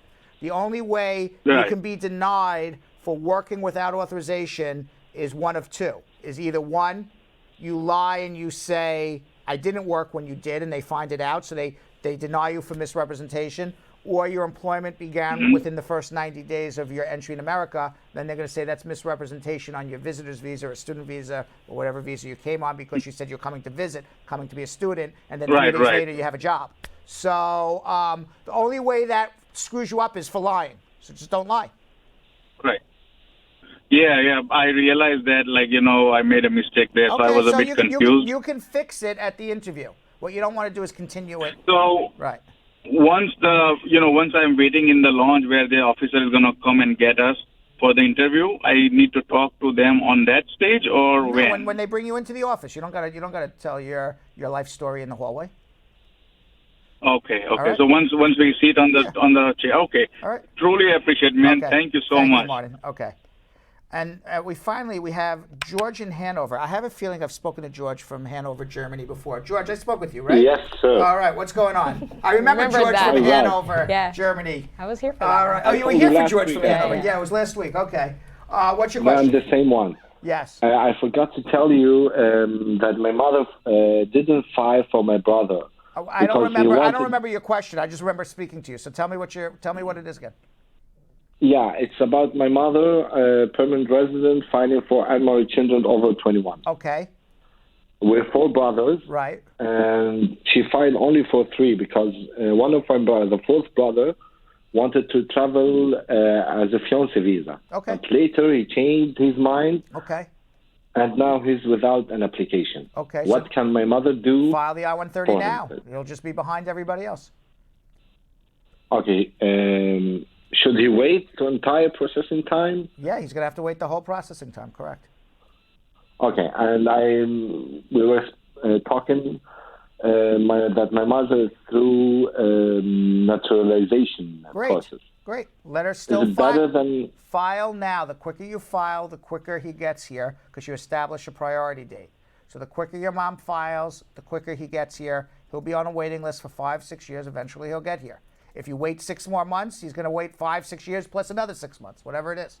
So the quicker you file, the quicker Isn't it better when she's as a citizen when she files for it as a citizen? It's better you file now, and then after she becomes a citizen, she can contact immigration, say I'm a citizen, and change the category. It's going to be faster? Correct, because you're establishing a priority date. Every day your mom doesn't file, people are getting, think about it as a line for a movie. Okay? Yeah, this is the best way to think about it. I'm online for a movie. Okay, and there's only Yeah. 200 seats in the movie theater. So I'm number 800. So they let 200 people into the movie theater. They watch the movie. I got to wait online till the movie's over. And then they let another 200 people in. And then they let another 200 people in. So each movie is a year. Okay, so they let X amount of people in. Now you're online as unmarried child of permanent resident, okay? And you're online for a year, and now all of a sudden mom becomes a citizen. They let you switch to a faster movie line and put you in right where the date in which you filed. You don't go to the end of the line. You got the concept? Yeah. Okay. Thank you. One last question, please. My mother, she missed her appointment for naturalization because, for many reasons, she's applying as. Doesn't matter. So she missed it. When was it? It doesn't matter why she missed it. When was it? In this month. Okay. So she has to call immigration and ask to have it rescheduled before her case gets denied. They don't contact her automatically? No. No. Okay. Okay. After how many time she will be denied if she doesn't call? I don't know. They can deny her on the day she didn't show up. But she can contact them and say, I had a problem. I was in the hospital. I was here. I was there. I was stuck in traffic. I made a right turn instead of a left turn. I don't know, whatever it is. Whatever her reason is, that's her reason. I wasn't able to make it. Can you please reschedule before they deny the case and put it into storage? Basically, that's what happens. And what happened if she's denied? Then she files again. Okay. All right. Okay. Thank you very much. You're very welcome. And speaking about the movies, yes. I recommend you to watch The Irishman. It's a good movie. Jilly told me about The Irishman too. Yes, I heard it was very good. I was just told that by Jilly, who watched it this weekend. But you know what's bad here in Germany? What? They don't make what's bad in cinemas here in Germany. They don't make what? You don't. What is bad in Germany in cinemas about movies? What? What's they bad? They don't put the original sound. They change it. They put the German. They dub in the. So it's like when you used to watch the karate movies from China, and they would have the karate guy, actors are and the actors are moving their mouth and it doesn't match. It's much better when they just do subtitles. I like subtitles much better. All right, Thanks take care. for that. All right. Thank you very much. You're welcome. Have a nice day. All right. Didn't we talk to Martin from Hanover, Massachusetts? Why is he back? Martin from Hanover. Didn't we talk to you already? Hello? Hello, Martin. You had another question? No, I did not get in touch with y'all. Oh, you did not speak to us. I apologize. What's going on? Okay, I had a little problem. I lost my green card. It was in my wallet, and it got lost. So I already filed for I-90. Okay. And they sent me a receipt. A message told me that they get it. So my question is, how long it will take for me to get the receipt in the mail? For the I-90, it should be within a week or two. To get the actual green card, could be 8-12 weeks. If you need proof that you're a lawful resident, go down to immigration and ask them to put a stamp on your passport. Okay, my next question, after I get the receipt from the immigration, and can I make an appointment the next day to get my fingerprints and stuff? No, but you can get a stamp in your passport in the meantime, and you can make an appointment. You don't even need the receipt. They'll look it up. Say, I'm a permanent resident. I need evidence of it. Okay. Okay, well, thanks. You're welcome. All right. That was like a little, what's the word I'm looking for? Anticlimactic. I think we we may have confused Hanover, Mass with Hanover, Germany. Yes, they were both from Hanover. I didn't even know there was a Hanover, Mass. That's why I'm like, didn't I talk to you already? That's why. Hanover and Germany. I see. Well, I want to remind everybody, we're going to get to social media check-in a few minutes, but if you weren't able to get your questions in, and you're not able to get your answers on social media check-in, you can always follow me on Instagram at Real Brad Bernstein if I know who you are, or you make some comments, or you're part of Brad's squad. I'll be happy to try to answer your questions as best as I can, or I'll tell you I can't answer it, you need a consultation. You can also follow us at Brad Show Live on Instagram. If you follow us at Brad Show Live on Instagram, you'll see the best of Brad Show Live, our best produced content, our behind the scenes, tidbits of our show, and a little bit of everything else. And Vanessa and Yo-Yo, you have some social media handles you'd like to promote? Absolutely. We want to gain some friends too, so make sure that you follow me on Instagram at Vanessa.ContrerasTV. And if you want to see me in my underwear, follow me on Instagram at Yonathan Elias TV. Right. Yonathan will be in his underwear. Right, and I won't. You know, Yonathan, it was very interesting to me today that I saw you in Starbucks and you got a coffee. You also bought a banana. Definitely didn't do that. Yes, I saw you buying a banana. Fake news. Fake news. Anyway, Spar Bernstein's personal injury attorney partner, Moshe the Bulldozer Borukh, recently spoke with me about who you can sue if you're in a construction accident. Let's watch.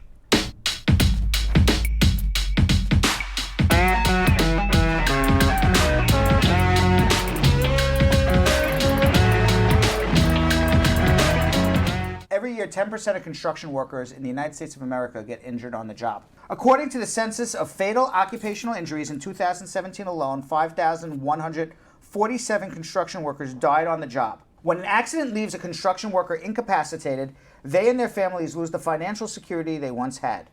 A good attorney is needed to make sure that the injured parties are compensated to the highest level, because most of the time they will never be able to work again. And there is one bite of the apple when it comes to fighting for compensation in court. With me to discuss what to do if you or your loved one is involved in a job construction accident is Spar Bernstein's very own personal injury attorney and partner, Moshe the Bulldozer Borukh. Moshe, how are you? Good. All right, so Moshe, let me ask you a question. You get injured in a job, and a lot of people say, well, I don't want to sue my employer. I'm not going to do that. I like the guy. I don't want to sue my employer. What do you have to say about that? I notice a lot of people, they do that. They say, well, I got injured on the job. I love my employer. He's treating me fairly. I don't want to sue him. Well, the good news is, Brad, you can't sue your employer. What do you mean you can't sue your employer? Well, that's the law. You can't sue your employer because the law in New York State says if you get injured on the job, you get certain types of benefits in form of workers' compensation. And so as a change for that, you can't sue your employer legally. There are two exceptions, though, really quickly, Brad. Okay. The two exceptions are if your employer intentionally hits you, so if, God forbid, Brad, you intentionally hit me. Right. Which I almost wanted to once, but I didn't. All right, that's the first exception. You can then sue your employer. And Right. the second exception is if he doesn't have workers' compensation insurance. Right. If he doesn't have workers' compensation insurance, then you can sue him because now you don't have where to go to for your medical benefits and your out-of-pocket expenses. So who are you suing then? So, in a construction accident, there are general contractors, there's the owner of the premises where the accident occurred, there are the subcontractors. And so 240, 241 labor laws permit you to sue all of these people strictly. It's strict liability. So you can sue the owner of the premises. Even What do you if mean by strict liability? What does that mean? strict liability means it's not delegable, the duties of keeping the workplace safe. It's automatic liability. Correct.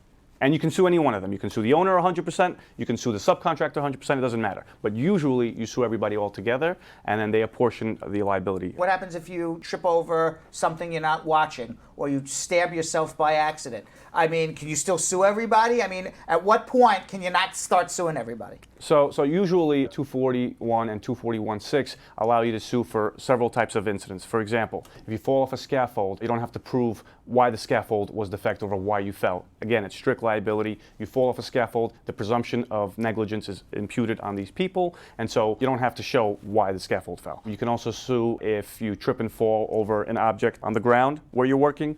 You can sue if you slip and fell on water or If substance. something falls on you or you fall. Correct. So it's gravity Any related. gravity-related accident.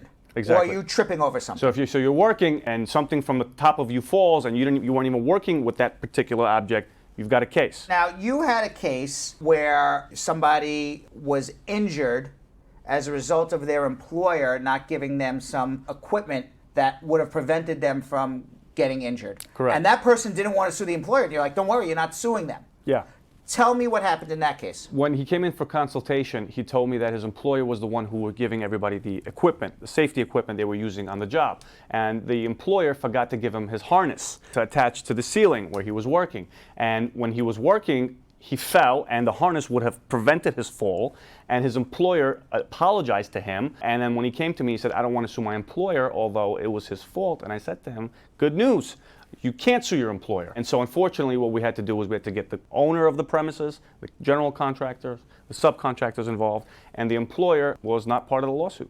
And what was the end result of this case? That one settled for $1.5 million. He got $1.5 million after the man didn't want to sue at all because he thought he was going to be suing his employer. And he ended up settling for $1.5 million. What was his injury? He had a back surgery. It was a herniation into his lumbar spine. And the good news is he went back to work within 6 months of the accident. Wow. So 6 months out of work, a back surgery, didn't want to sue his employer. He was going to walk away from $1.5 million. But Moshe said, wait a second, you're not suing your employer. You're suing everybody else. None of these people you know. Exactly. And he ended up with $1.5 million, and his back is better, hopefully, and he's back at work. And the good news is, a lot of times you don't know who the contractors or subcontractors are. And so you can sleep good at night knowing that you're not suing your employer. You're going to get paid if you have a good lawyer working on the case, and you live a beautiful life in the future. That's wonderful. Great news. So everybody out there, we say this all the time, 10% of construction workers get injured every year. And there's a good percentage of them who never do anything about it. Well, that has to change. And the first thing you have to do is save our telephone number. It's 1-800-529-5465. That's 1-800-529-5465. If anybody gets injured in an accident, you need to have good attorneys right there, ready and willing and able and intelligent and smart and effective. You need a bulldozer like Moshe Borukh. That's what you need. 1-800-529-5465. That's who you need to help you. God forbid you're in an accident. Save our telephone number because people get hurt on construction accidents all the time. Thanks, Moshe. No problem. Prior successful results do not guarantee a similar outcome in the future. All right, Maestro. We have social media. Check-in. There we go. All right, everybody. Our first question of the day comes from Carol Anderson, the Tiger. This question that's been burning you. Yes. I just wanted to know if it's true that when you're a green card holder and you have a change of address to update your status, if you have to pay for it to the USCIS, and if so, how much is it? Can you explain to me more on what I should be looking for when I go into the line and get it done? No, you don't have to go online to do anything to change your address with immigration. Just fill out an AR-11. There's no cost to it, and just mail it into immigration and tell them you've moved. Alrighty, I'd Khadijah asked, do I have to wait for the I-130 to be approved before the I-485 approval? No, you should file both together. All right, Lisa on Instagram saying, asking for a friend, lawyer filed a petition for a U visa, and the work permit also did biometrics and received a receipt. All this was done in 2017. Up to now, she hasn't heard anything back from them. What's going on? I don't know, but you should have a second consultation. Alrighty, Nini Godpickney asks, after receiving a child's green card, do you have to take out his social security number on your own, or the USCIS will issue one for him? They usually issue a social security number with the work permit. Okay, Ali Boo Beecher saying, what documents do I submit to adjust my 9-year-old son's status? Who's sponsoring? Is she a question. U.S. citizen or is it a spouse? But obviously, it's one of the two. Either she's a citizen or the spouse is a citizen. You need your marriage certificate, proof of whoever the petitioner is, citizenship, birth certificate to prove the relationship, affidavit of support. All right, Ayusha Saratha asks, what will be the next step if the USCIS has not made a decision on your naturalization application past 120 days? You can do a de novo review and bring it into federal court. You can wait for a decision which may never come. Okay, Annie Cram saying, if you did not get the combo card and wanted to get advanced parole stamped in your book, if approved, will it be valid for a year or the period that's asked for the IO? What's the IO? Period that you asked the immigration officer. No, it should be for a year. Okie dokie, and I have another question here. Does the public charge rule and form is in effect out there in the world consulates? Yes, it is out there in the world consulates. Okay, some of these questions we've done, sorry. So I'm just gonna go into D. Gore saying, I'm married to a U.S. citizen and I worked out of status and filed the tax, but on my application form, I say I didn't work. Am I in trouble? If you're making a misrepresentation, you're in trouble. Alrighty, I have a question from Agawa Torre. Hi, Brad. My cousin's husband is a U.S. citizen. He filed for my cousin. Now the case is at the NVC. All the documents are sent to the NVC this past October 24th. How long will it take now before the interview overseas? Magic 8 Ball. How long? How long will this man get his interview? I hope it's All good. the documents are there. He's just waiting for an interview. How long will it be? Magic 8 Ball says, ask again later. Magic 8 Ball does not even know the answer when he will be scheduled. All right, we have one from Jacqueline saying, Brad, how long, did you do this one? No. How long after your I-601 waiver is approved to get an interview? The I-601, if your I-601 waiver is approved, then you should be getting a green card. That means they already did. You already had an interview, it was denied, and now you got approved for your waiver. Unless she's talking about a provisional waiver, which is the I-601A, then you got to process through the National Visa Center, and only the Magic 8 Ball knows when that interview is going to happen. Alrighty, and to wrap this segment up, I have from Cardo Simons, and I am a permanent green card holder. About 15 years, me and my ex got into a small dispute, never was charged. I went to domestic class. Can I leave the country and come back? As long as you don't have a criminal record, you can leave the country and come back. Yep. I don't know who those people are. Those were not.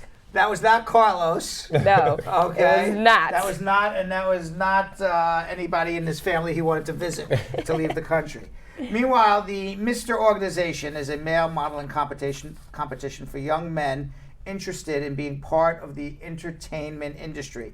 This year was its first international competition. Candidates from all over the world traveled to New York City for 1 week of events and activities that culminated in the final gala pageant, where this year's winner was announced.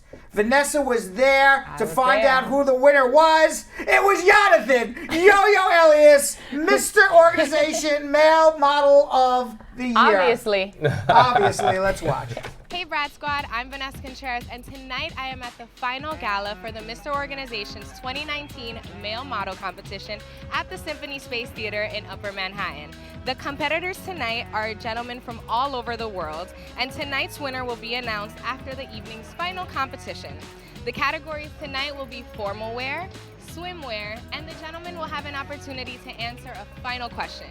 I can't wait to see who's gonna win this, so let's go check it out. Okay, Brad Squad, so I get the chance to hang out with some of the competition before they go on stage. I'm here with Mr. Belgium, Mr. India, and Mr. USA. So gentlemen, what does it mean to be a part of the Mr. Organization? From my experience, there's been a whole different pageant because this really feels like a family, and it's not like I'm competing against these guys, because tonight we're gonna rock the stage as a team, and everybody may win for me, so they all became my brothers. We represent our country, so we are the best of the country, so whoever wins tonight, it feels like that I'm the winner, so we are the Mr.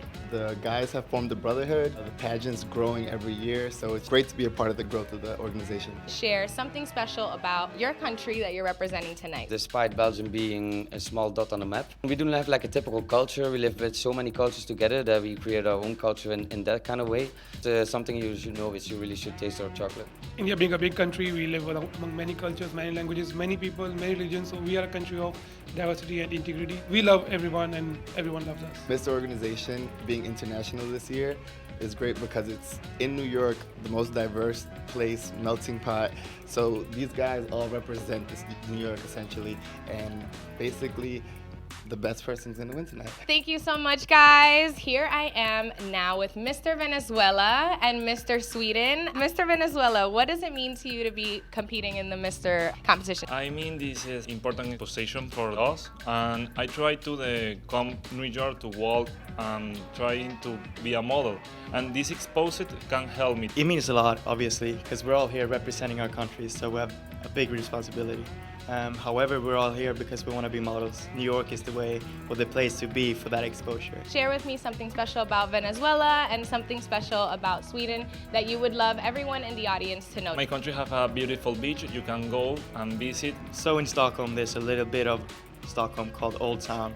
that is gorgeous during wintertime and perfect during summertime. So if you ever come to Sweden, any of you guys, just let me know and I'll show you around. Can you gentlemen just share with me some things that you did in preparation? I ended up going on one pageant in India. Mr. Organization called me and asked me to come join. I've been very impressed so far. It's been amazing. To get out of my country is very expensive, but I do everything to stay here with my 12 partners. I love this. This is a dream. This is a family. Have a new brother. And we are the Mister. I wish you the best of luck and let the best man win.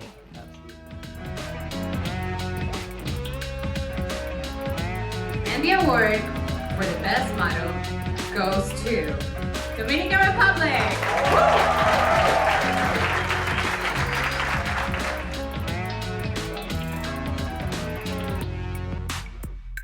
And the best body award goes to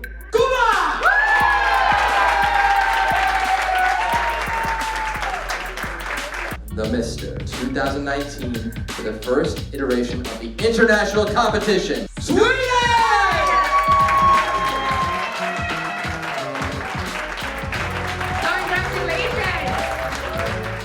Alrighty, Brad Squad, so I am here with the founder, the organizer, the man that puts this whole show together, Aldo Rivas. What is the Mr. Organization and what inspired you to create it? So I've been working with pageants for a while now, specifically female pageants, and I noticed that there was not a lot of opportunity out there for guys that had the same passion for modeling. So we wanted to build a foundation, and we started locally in New York, giving the opportunity to candidates from different states in the United States, and now we just evolved the competition into an international pageant. What inspired you to turn this into an international edition? Living in the United States, you are exposed to so many different cultures and nationality and diversity, and to me it was always very interesting if we had the opportunity to continue to learn and bring candidates from different countries and explore all the things that New York City has to offer. They all lived together for a week, and we shared a lot of our culture, our food, our music, so I think that was the most important thing. I know that you're of Dominican descent. Would you share with the Brad Squad a little bit about your immigration story? I had just finished college in the Dominican Republic. I had no opportunity to work when I finished college, and I felt so frustrated. And I remember back in 2007, I moved to New York, and I overstayed my visa, just like many other immigrants that come from their countries, and I struggled a lot until my situation was resolved. And thankfully, eventually, I was able to build the Mr. Organization. So what I'm trying to say to all the people out there that are going through the same struggle, everything is possible. Believe in yourself, and you are able to do it. This country gives us so many different opportunities as long as you work hard and you are determined in your dreams and the things that you want to accomplish. Sooner than later, your situation is going to get better. Hey, Brad Squad, so I have the pleasure of being with one of our honorary judges, Orlando Torres. So how do you feel being one of the people deciding and choosing a winner? I think being a judge is kind of tough. It's actually very nerve-wracking, and you have to be fair and make sure that you pick the best one. But at the same time, it kind of makes you feel good that you are part of that. What was something that you were looking into particularly with choosing a winner? To me, I think it's a lot about personality. I think a lot of pageants, they kind of go towards the body and the looks, but that has to come match your personality and how comfortable you are in front of people and everything. So that was a key part for me to look at. I know you're of Dominican descent. Can you tell me a little bit about your family's immigration story and how you're here today? I came here about 15 years ago. I learned English about 13 years ago. My whole family is here from my dad's side, and my mom's side, they're still there, so I kind of feel for the both. Being here means a lot, mostly because of the opportunities that you get. I am thankful to be here, to be honest, and I feel like I belong here already, so although I have great heart for my home country, the Dominican Republic, and I usually go back often, very happy to be an immigrant in this country. This is Christian from Peru. Ayer fue Independencia del Perú. It was Independence Day in Peru, so he's very proud to have been here today representing his country. I am here with our first runner-up, Mike from the Netherlands. How does it feel? I mean, the night is over, but you turned out to be one of our winners. Tell me about how you feel. Excited. I didn't expect it at all, so it was a really surprise, but right now the feeling is overwhelmed. And this is your first time here. How do you feel about New York so far?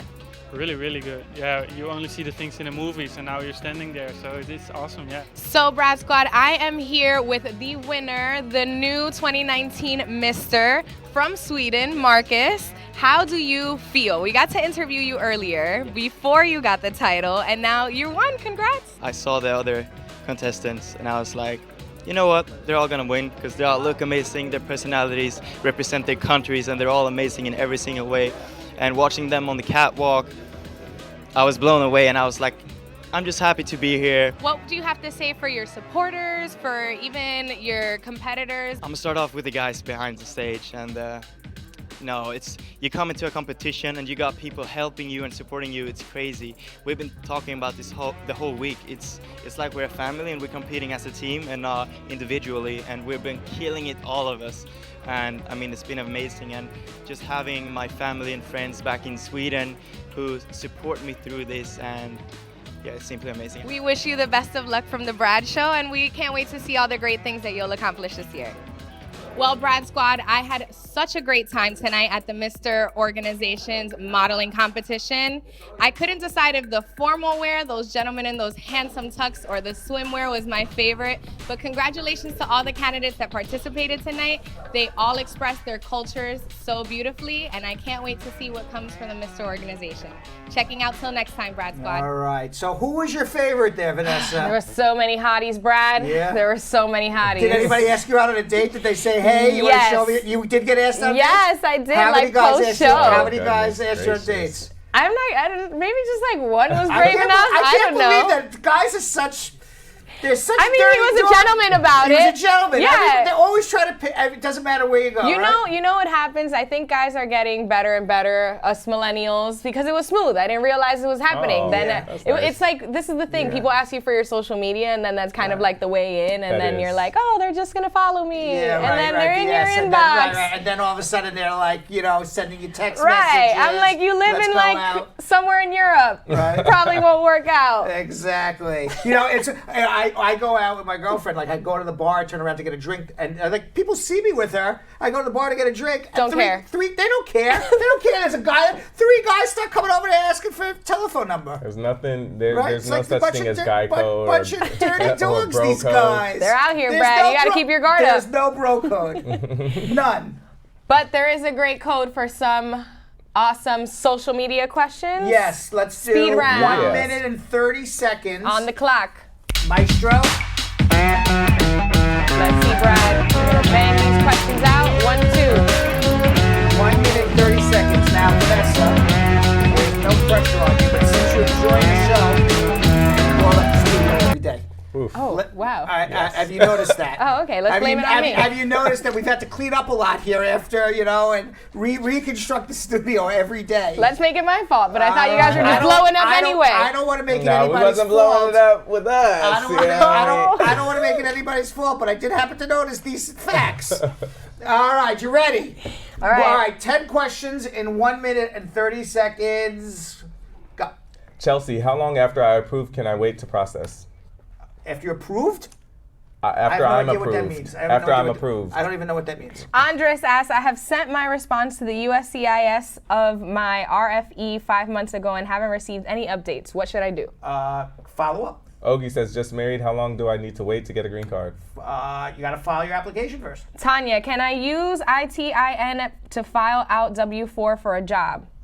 You can, but it's not going to show that you can legally work. Jemima says, how long will it take for parents to file for their unmarried child over the age of 21? 5 to 7 years. Alrighty. Hasanuhu asks, has VAWA form been renewed? Yes. OBTV says, what's next after biometrics? Waiting for a green card interview. Wayne Du asks, if I fill my N400 form with wrong info, do I have to change to clear that during interview? You have a chance to do it, yes, at the interview. Cami says, can immigrant with a pending green card fly to another state? Yes. Isaac asks, can my mother, who is a green card holder, petition my brother while here in the U.S. as a tourist? He can, but if your brother's over 21, he's going to wait 5 years and have to do a provisional waiver, go home and come back. And Then we do it. I put the See? pressure We did on it. you. See? I put the pressure. We Stop. did it. There we go. We did it with All 12 right. seconds Yeah. to hang. See? Oh yeah. By the way, for the production meeting, we need balloons when we. Yeah, when things Something, don't right. blow up, we have to when we don't- celebrate. Right, we have to celebrate. Noted, Brad, Right, noted. This is, you can't be negative. Right. Yeah. And blow up a studio when we lose and do nothing. And when we win. make the cut. When we make the cut, nothing happens. Like I there's like nothing. We got to celebrate. Confetti, It's something. something. Something. All right. Jilly, new task. New task. Yes. All right, comments of the day. We have some comments of the day. Yeah. Okie doke. Alrighty, some comments of the day. So I'm gonna go first. All right. Go ahead, All right, so our first one comes from Melissa Edwards saying, my sister-in-law came to see you, Brad, and she said you're the nicest person she's ever met. Oh my gosh, wow. Alrighty, this is a I don't even know who your sister-in-law is, but thank you. This is a comment on our Hump Day stories. Patrona Collins says, where did Uncle Brad get all this information? Can we get the password for the site? Jilly. That's the password. Jilly's the password. All right, our third comment of the day comes from Cordella Douglas saying, wow, I just love this show and this man. He's the best. Crowned king of immigration. All right, I like that, Nice. Cordella. Cordella, I know, I've met her. Nice. And this is the last one. I have the same comment. Do Oh. you have anything? Oh, well then I'll do the last one. It's from Elizabeth Francis saying, please hire a lawyer who knows the facts, has the expertise, very informative, intelligent, and can guide you through your immigration issues. There's none like Brad Bernstein, Spar Bernstein. I'm sure all your questions will be answered. I was going to say, I know an immigration lawyer that has all that. There you go. Brad It's right there. Bernstein. Brad Bernstein. All right, so your second hump day. I'm going to have to And check in she's- with you guys she every hump day. survived. She survived. Right. Vanessa said, I like hump day. It's I'm her digging favorite hump day. day. It's her favorite day. I like hump day at the Brad show. Right. Right. Your boyfriend will go home. What do you mean you like hump day at Brad show? What's going on? All right. We'll see you all tomorrow. Thanks for watching. So, Sam, as part of the production, we have to say this disclaimer at the end of the show. Do you mind reading it for me? Okay, but you know, Brad, I have to do everything around here. It's bad enough I've got to remember everything that happened on the episode from the previous day. Forget it. I'll do it.